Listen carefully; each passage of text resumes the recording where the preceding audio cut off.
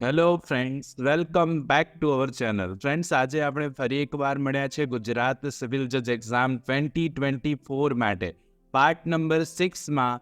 આજે હું આપ સૌ માટે ફરી લઈને આવ્યો છું મોસ્ટ ઇમ્પોર્ટન્ટ MCQs જે હંમેશા વારંવાર પરીક્ષામાં રિપીટ થાય છે એવા પ્રશ્નોની આજે આપણે ફરી ચર્ચા કરવાના છે. Friends, this is Chirag sir અને આપ જોઈ રહ્યા છો કોઈ પણ કાયદાને ગુજરાતી ભાષામાં ખૂબ જ સરળતાથી સમજાવતી ગુજરાતની નંબર 1 અને આપ સૌની મનપસંદ યુટ્યુબ ચેનલ રિયલ એજ્યુકેશન કેચિટ. તો જે પણ કોઈ સ્ટુડન્ટ આજે ચેનલ પર નવા છો, પ્લીઝ ચેનલને સબસ્ક્રાઇબ કરી લો, બેલ નોટિફિકેશન આઇકોનને ઓન કરી લો, જેથી આવનારા મોસ્ટ ઇમ્પોર્ટન્ટ વિડીયોઝના નોટિફિકેશન આપ સૌને સૌથી પહેલા મળી જાય. બિલકુલ સમયને નહીં બગાડીએ, સ્ટાર્ટ કરીશું આજનો વિડીયો. વિષય number 1 is No court shall take cognizance of an offence under the Criminal Procedure Code after the expiry of the period of limitation under section 468. Which one of the following is not correct? શું ખોટું છે આમાંથી? Not correct. Option A, 6 months if the offence is punishable with fine only. Option B, 1 year if the offence is punishable with imprisonment for a term not exceeding 1 year. Option C, 2 years is respect of economic offence. Option D, 3 years if the offence is punishable with imprisonment for a term not exceeding 1 year but not exceeding 3 years. So friends, what is not correct here according to section number 468 of CRPC? વિષય number 1. જો આપને આ પ્રશ્નોના જવાબો આવડતા હોય તો સાથે સાથે કોમેન્ટ કરી શકો છો અને સાથે લાસ્ટલી આપ જોઈ પણ શકો છો કે આપના 10 આઉટ ઓફ શું સ્કોર આવ્યો એ પણ મને કોમેન્ટ કરીને જરૂરથી જણાવજો. વિષય number 1, correct answer will be D. 3 years if the offence is punishable with imprisonment for a term not exceeding 1 year but not exceeding 3 years. તો અહીંયા કરેક્ટ આન્સર ડી બનશે. આ અગત્યની વાત વિષય નંબર 1માં. વિષય નંબર 2 આપ સૌની સ્ક્રીન પર છે. Irregularities which do not vitiate proceedings is provided in which of the following sections of CRPC?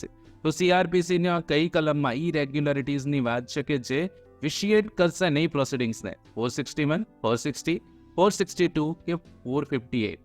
વિષય number 2, correct answer will be B, section number 460. 460ની આ કલમ છે ને ત્યાં સ્પષ્ટ જોગવાઈ છે. સાચો જવાબ બી બની જશે.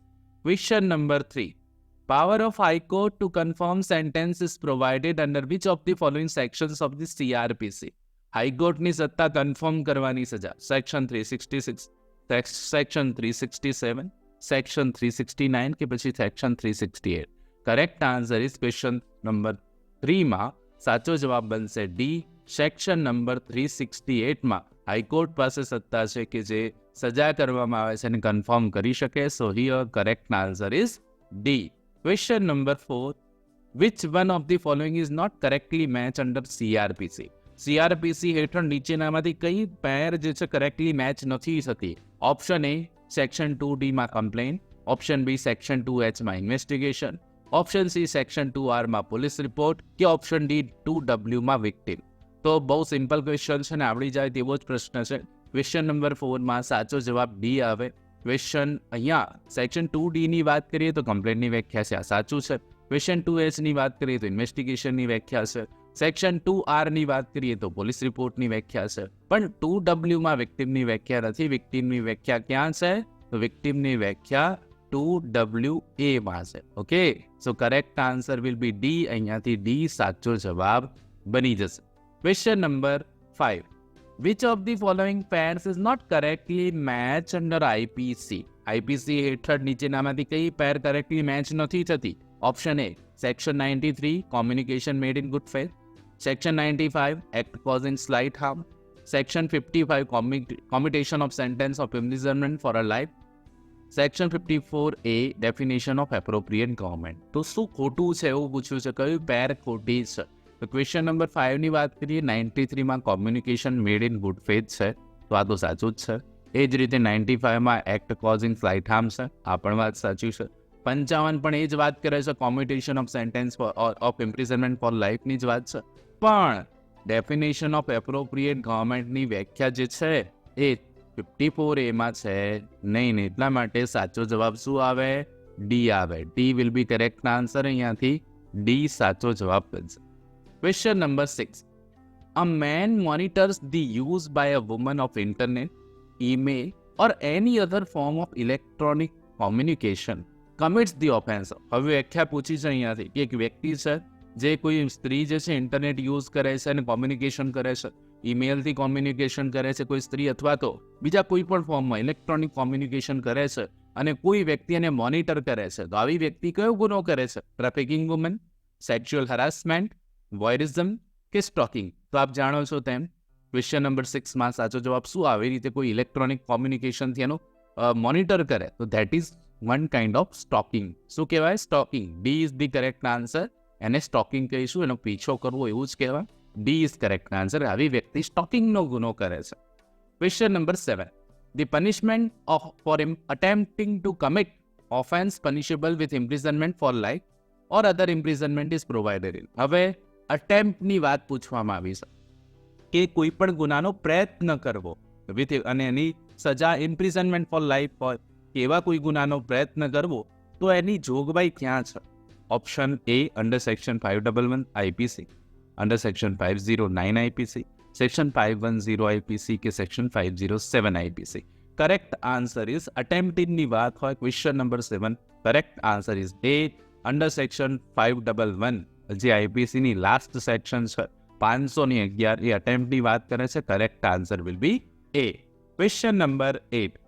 The offense of attempt to commit culpable homicide, okay, is punishable under which section of the IPC? હવે IPC ની કઈ કલમ attempt to commit culpable homicide ની વાત કરવામાં આવી છે? 304, સેક્શન 308, સેક્શન 310 કે સેક્શન 301?